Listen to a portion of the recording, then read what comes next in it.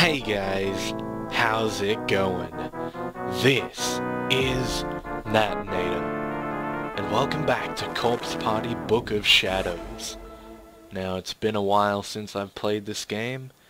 In fact, it'll have been even longer by the time it comes to you, because that's the way the schedule goes, but I'm feeling good because I'm sure that the last week of videos will have been quite varied, so instead of all just Corpse Party, it's a bit played around a bit, but I don't really make those rules though, it just happens as I play it. So, let's get right into it. Okay. Days passed. I couldn't even begin to guess how many. No light ever returned to that blood-drenched, pitch-black room. And the girl I was trapped with hadn't said a word for a long time. I knew it smelled in here. I knew it was cold, and that I was in pain, but I couldn't sense any of it anymore. Was I alive? Was I dead? I wasn't sure it even mattered. I just wanted to leave that room. Somebody, please, let me out.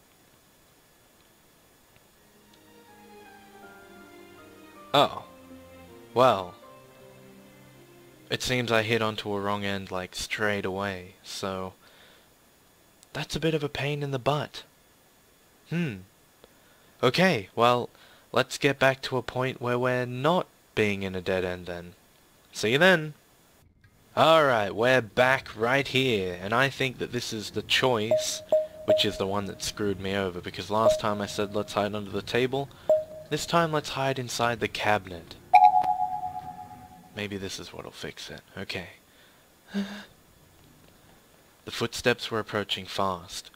I ran over to the large cabinet on the other side of the room. Please open. The doors opened without difficulty, but they were the sort that automatically closed when left unattended. Oh well, no time for second guessing now. I turned around and jammed myself end first into the closet, grabbing the edges of the closing doors with my fingers and pulling them for all my worth.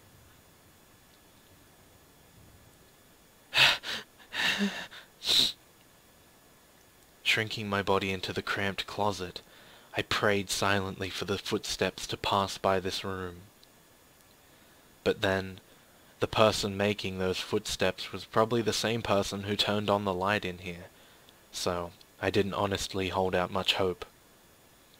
Rapidly, my thoughts grew darker. Worst-case scenarios began flashing through my mind, one after another. I grasped my quivering mouth and violently shaking shoulders in a vain attempt to calm myself down. I clenched my eyes shut and willed myself to swallow any sounds that may otherwise have leaked out. No, no, please help me. I peeked through the gap in the door, and my fears were confirmed. I was no longer alone in this room. The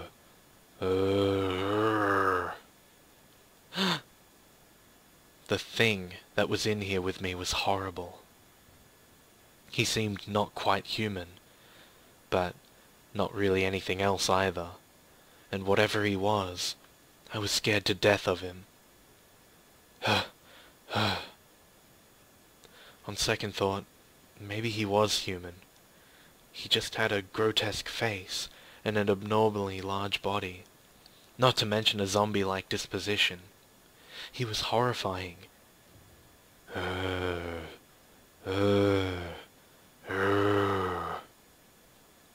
He had the limp body of a girl, tossed over his shoulder. He walked over to the blood-covered table at the center of the room and violently threw her down onto it.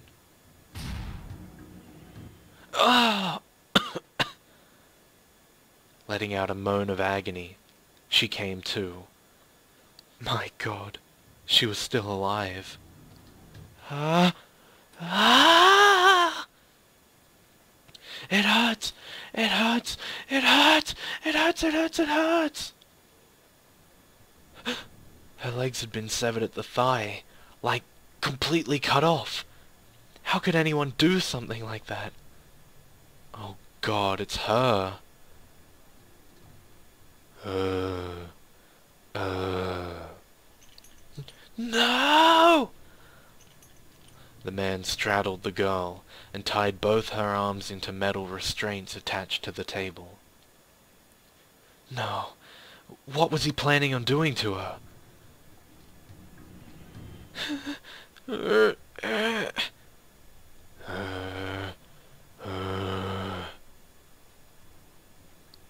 He's coming this way.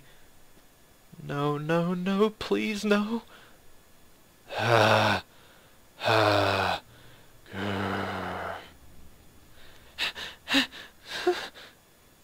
The man passed right by the standing closet, instead turning his attention toward the nearby corner of the room, where he began rummaging through a toolbox. He was utterly careless about it, tossing aside any tools he didn't need. Hammers and drills were clanging on the ground, some sliding under the table. Each time a tool fell, he'd bend down and scoop it up. If I had hidden under that table, I absolutely would have been found just now.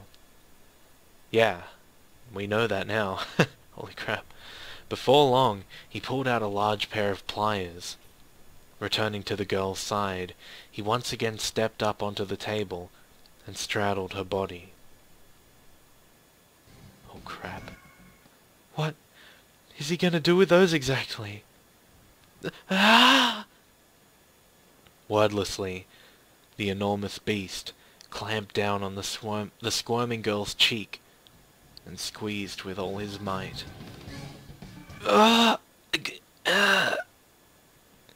Then, as far as I was able to determine from my vantage point, he'd forced her mouth open and shoved the pliers inside. He readjusted the grip on the handle, then skillfully began opening the two metal prongs while simultaneously pushing them down her throat.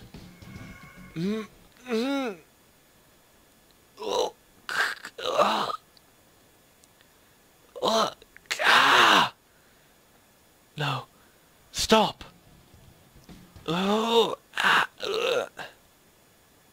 Finally, grasping the girl's tongue with his pliers, the man suddenly yanked his arm upward in one single powerful movement, tearing it from her mouth.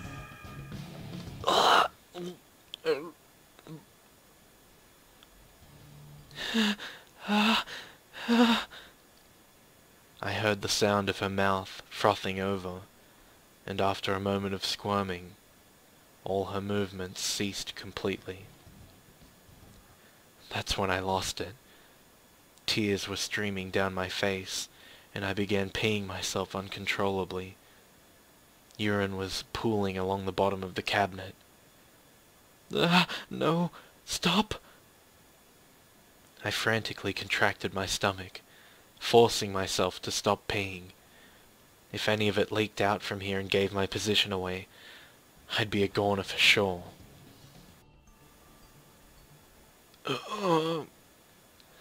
My stomach immediately fought this sudden denial with a painful cramp. Please, please don't do this now. The man tossed the severed tongue into an aluminum bucket at his feet, then roughly threw the pliers back into the toolbox with an ear-splitting clatter. He grabbed the bucket containing the tongue and slowly disappeared from the room.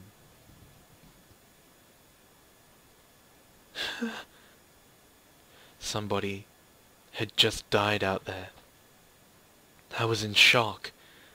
What I'd seen had literally scared the piss out of me. I didn't think that ever actually happened. I had to get out of this room. If I stayed here until he came back, and if he found my hiding place, I could easily be the next one to die on that table. Slowly and shakily, I opened the cabinet doors and re-emerged. Oh God. The girl was still as a board. She almost looked alive, albeit gravely wounded, but her mannequin-like lack of any motion whatsoever said it all. I stared at this fresh corpse, and just felt so many conflicting emotions welling up inside me. I exited the room, fighting back more screams from the pit of my stomach that seemed insistent on coming out. No, no, what is this place? If I'm dreaming, somebody wake me up, please. But I knew it wasn't a dream.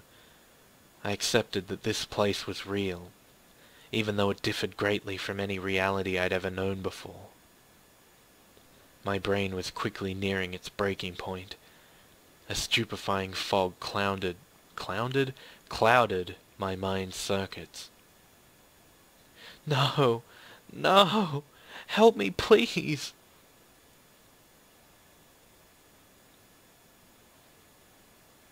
Days passed in this sweltering, isolated bunker. I couldn't even say how many.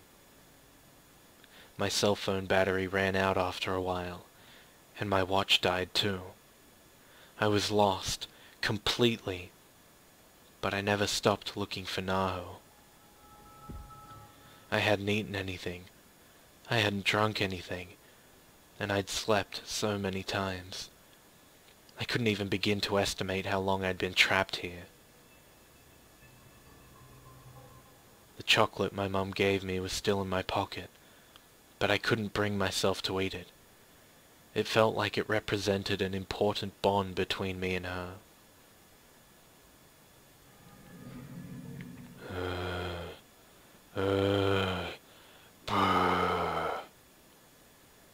Our friendship will last forever. It will never die.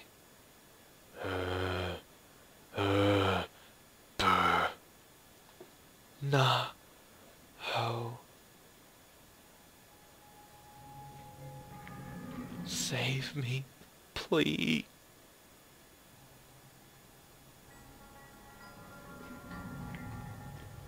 Oh God, no.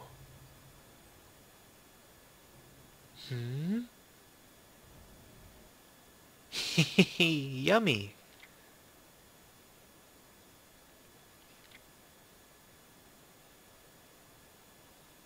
Wow. That is that it, really? Chapter 4 over. Well, well, well, son of a bitch, that was a quick as hell ending. Shangri-La chapter is now playable. Damn. That was a quick as hell. Quick as hell chapter. Alright, well. I guess I'll have to end it here so that I can get into the next chapter right away. Sorry about the short episode. I kinda cut it off last time, but I didn't expect it to just end like this, so... I was expecting so much more. Holy crap. Alright, well. Alright. God, okay. So, thank you guys for watching. I hope you enjoyed.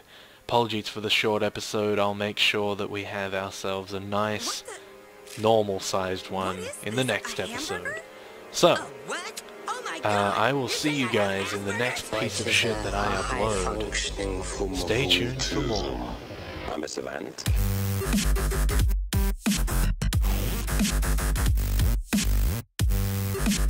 And this is a good thing for you to be a Savant, is that correct? Yes. Yeah. I was recently